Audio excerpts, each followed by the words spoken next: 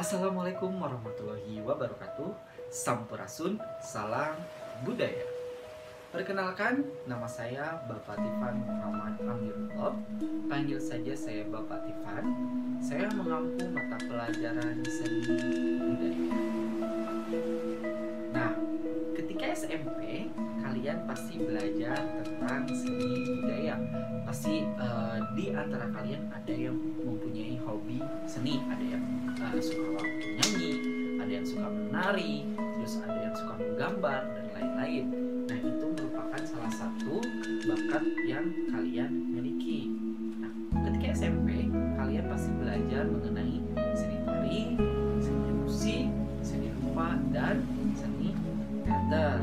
Nah, kita akan melanjutkan ke jenjang SMK, sama kita juga akan belajar mengenai cabang-cabang seni.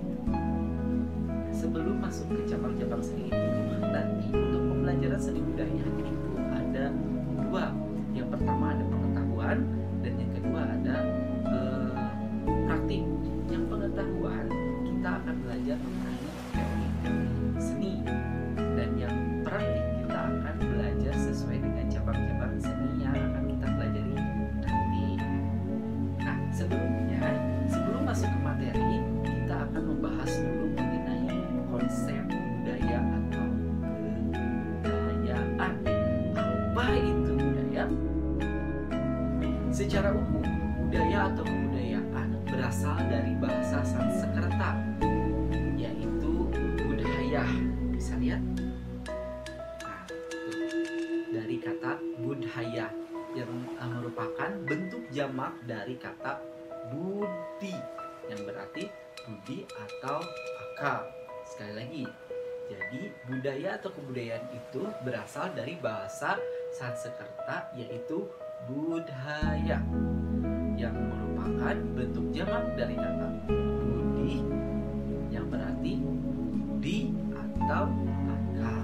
Paham? Nah, baik. Jadi budaya itu bukan hanya soal kesenian saja, melainkan budaya itu adalah falsafah pemikiran hasil karya manusia. Contoh, ada anak sutrangan setiap pagi kepada orang tuanya. Nah, itu merupakan kebudayaan sopan santun. Atau ada juga contoh anak yang biasa membuang sampah pada tempatnya, atau membawa kantong kresek di kantongnya untuk membuang sampah. Itu merupakan suatu kebudayaan. Jadi kebudayaan itu bukan hanya dari kesenian saja, melainkan dari kehidupan sehari-hari. Jadi budaya, kata budaya itu budi atau akal. Jadi sering kita dengar ada budaya membaca. Kebudayaan yang harus dilakukan secara terus-menerus. Jadi, kebudayaan adalah suatu hasil budidaya manusia atau merupakan kekayaan spiritual berupa pemikiran falsafah, kesusastraan, dan kesenian. Semuanya tumbuh berkembang secara akumulatif. Seperti di masa lalu, secara sadar dan sengaja kebudayaan itu dikenal dari seorang kepada orang lain. Itulah pengertian dari budaya atau kebudayaan. Nah, selanjutnya kita akan membahas mengenai unsur-unsur kebudayaan menurut Profesor Dr. Kunchoro Ningrat. Kita lanjutkan ke materi selanjutnya, yaitu mengenai unsur-unsur kebudayaan menurut Bapak Profesor Dr. Kunchoro Ningrat. Ada yang tahu siapa itu Bapak Profesor Dr. Kunchoro Ningrat? Bapak Kunchoro Ningrat adalah seorang ahli antropologi yang berasal dari Yogyakarta. Beliau sering membuat buku tentang antropologi kebudayaan. Nah, kita akan lanjutkan mengenai unsur-unsur apa saja yang ada di dalam kebudayaan itu menurut Bapak Profesor Kunchoro Ningrat. Mempelajari unsur-unsur yang terdapat dalam sebuah kebudayaan sangat penting untuk memahami kebudayaan manusia. Bapak Kunchoroningrat menunjukkan bahwa unsur-unsur kebudayaan bersifat universal dan dapat ditemukan di dalam kebudayaan semua bangsa yang tersebar di berbagai penjuru dunia. Ketujuh unsur kebudayaan tersebut adalah: yang pertama, sistem bahasa. Bahasa merupakan sarana bagi manusia untuk memenuhi kebutuhan sosialnya, untuk berinteraksi atau berhubungan dengan sesamanya. Dalam ilmu antropologi, studi mengenai bahasa disebut dengan istilah antropologi linguistik. Nah, jadi kemampuan manusia dalam membangun tradisi budaya menciptakan pemahaman tentang fenomena sosial yang diungkapkan secara simbolik dan mewariskan kepada generasi penerusnya sangat tergantung pada bahasa. Dengan demikian, bahasa menduduki porsi yang paling penting dalam analisa kebudayaan manusia. Selanjutnya, yang kedua adalah sistem pengetahuan. Sistem pengetahuan dalam kultural universal berkaitan dengan sistem peralatan hidup dan teknologi, karena sistem pengetahuan bersifat abstrak dan berwujud di dalam ide manusia. Sistem pengetahuan sangat luas batasannya karena mencakup pengetahuan manusia tentang berbagai unsur yang digunakan dalam kehidupannya. Banyak suku bangsa yang tidak dapat bertahan hidup apabila mereka tidak mengetahui dengan teliti pada musim-musim apa berbagai jenis ikan pindah ke hulu sungai. Selain itu, manusia dapat membuat alat-alat apabila tidak mengetahui dengan teliti ciri-ciri bahan mentah yang mereka pakai untuk membuat alat-alat tersebut. Tiap kebudayaan selalu mempunyai suatu himpunan pengetahuan tentang alam, tumbuh-tumbuhan, binatang, benda, dan manusia yang ada di sekitarnya. Jadi, pengetahuan sangat penting bagi kehidupan manusia. Yang ketiga, ada sistem sosial. Unsur budaya berupa sistem kekerabatan dan organisasi sosial merupakan usaha antropologi untuk memahami bagaimana manusia membentuk masyarakat melalui berbagai kelompok sosial. Nah, menurut Bapak Kunchoroningrat, tiap kelompok masyarakat kehidupannya diatur oleh adat istiadat dan aturan mengenai berbagai macam kesatuan di dalam lingkungan di mana dia hidup dan bergaul dari hari ke hari.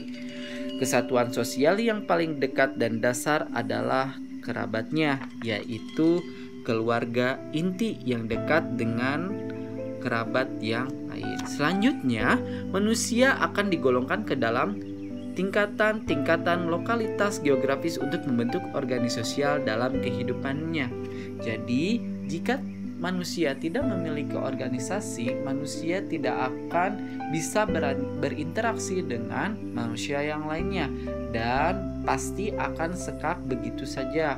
Tidak ada perkembangan, tidak ada inovasi dan lain-lain.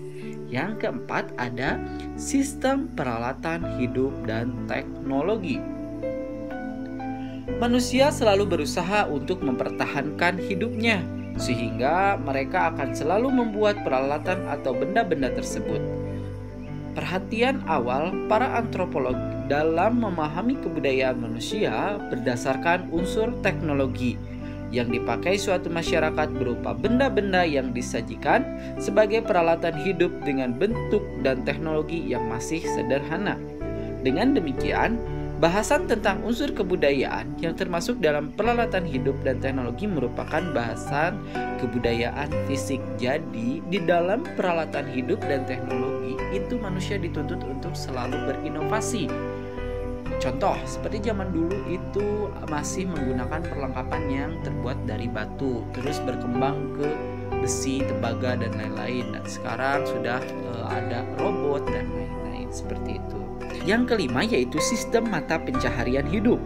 Mata pencaharian hidup atau aktivitas ekonomi suatu masyarakat menjadi fokus kajian bagi kehidupan manusia. Karena kehidupan manusia, keberlangsungan manusia itu berlangsung pada ekonomi. Jika zaman dulu ingin mempunyai sesuatu itu biasanya barter dari barang dengan barang. Beda dengan sekarang, uang dengan barang. Seperti itu. Nah, jadi mata pencaharian hidup itu sangat penting bagi kehidupan manusia. Yang keenam yaitu sistem religi. Asal mula permasalahan fungsi religi dalam masyarakat adalah adanya pertanyaan mengapa manusia percaya kepada adanya suatu kekuatan gaib atau supranatural yang dianggap lebih tinggi daripada manusia, dan mengapa manusia itu melakukan berbagai cara untuk berkomunikasi dan memecahkan pertanyaan mendasar yang menjadi penyebab lahirnya asal mula religi tersebut. Para ilmuwan sosial berasumsi bahwa religi suku-suku bangsa di luar Eropa adalah sisa dari bentuk-bentuk religi kuno yang dianut oleh seluruh umat pada zaman dahulu ketika kebudayaan mereka masih primitif. Jadi kebudayaan itu bukan hanya tentang kesenian seperti Bapak bilang tadi, melainkan berbagai unsur macam yang ada di unsur-unsur kebudayaan itu. Jadi religi itu termasuk ke dalam kebudayaan karena religi itu merupakan suatu yang diturunkan secara turun-temurun, yang dilakukan secara turun-temurun. Ada tata caranya, terus ada aturan-aturannya seperti Bapak agama Islam melakukan sholat 5 waktu, dilakukan setiap hari. Nah, itu merupakan suatu kebudayaan Islam seperti itu.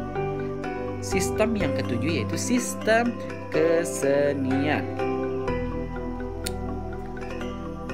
Mengenai seni bermula dari penelitian etnografi mengenai aktivitas kesenian suatu masyarakat tradisional yang dikumpulkan dalam bentuk penelitian berisi mengenai benda-benda atau artefak yang memuat unsur seni seperti patung, ukiran, dan hiasan.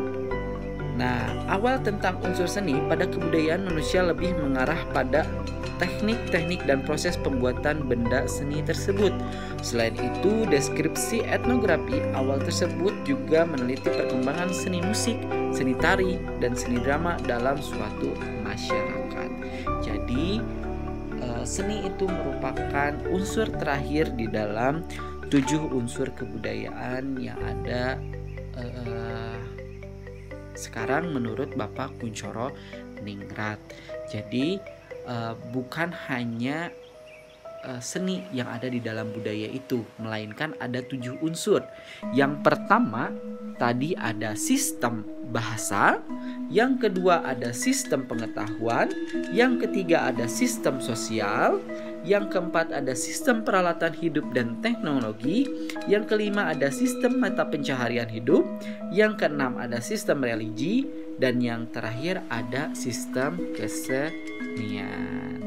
Baik anak-anak, paham ya mengenai tadi tentang pengertian budaya atau kebudayaan dan unsur-unsur kebudayaan menurut Profesor Dr. Kunchoro Ningrat.